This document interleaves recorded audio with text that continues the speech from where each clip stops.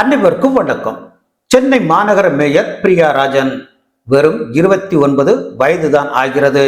இருந்தாலும் பல பேக்கேஜ் திட்டங்களை அறிமுகப்படுத்தி சென்னையின் வளர்ச்சிக்காக அயராது பாடுபடும் சேவை மனப்பான்மை கொண்டவர்.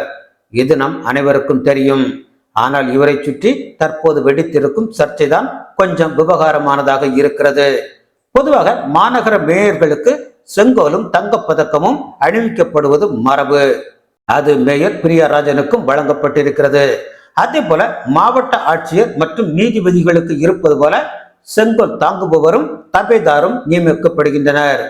இந்த நிலையில் முதல் பெண் தபேதாராக மாதவி என்ற பெண் மேயர் பிரியா ராஜனுக்கு நியமிக்கப்பட்டார். மேயருக்கு கூட்ட நெரிசல் இல்லாமல் வழி ஏற்படுத்துவதுதான் இவரது முக்கிய பணி. இவர் இப்போது லிப்ஸ்டிக் போட்டுக் கொண்டதற்காக பணியிட மாற்றம் செய்யப்பட்டிருப்பதுதான் சர்ச்சையை ஏற்படுத்தியுள்ளது. தபேதார் மாதவி எப்போதும் லிப்ஸ்டிக் போட்டுக்கொள்ளும் வழக்கம் உள்ளவராம். ஆனால் இதை மாநகராட்சி கண்டித்துள்ளதாக கூறப்படுகிறது. இருப்பினும் அவர் அதை பொருட்படுத்தாமல் தொடர்ந்து லிப்ஸ்டிக் பூசி வந்திருக்கிறார்.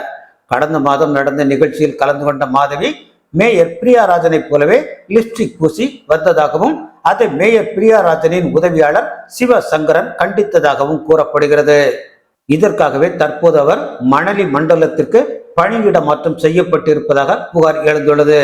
இது குறித்து பேசிய மாதவி, மேயர் பிரியா ராஜனுக்கு இணையாக லிப்ஸ்டிக் போட்டதால் பணியில் இருந்து மாற்றம் செய்யப்பட்டுள்ளேன்.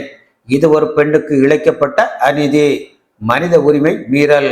15 ஆண்டுகளாக மாநகராட்சியில் பணிபுரியும் நிலையில் எனது வேலையில் எந்த விதமான தொய்வும் இருந்ததில்லை. எனக்கு லிப்ஸ்டிக் அணிவது மிகவும் பிடிக்கும்.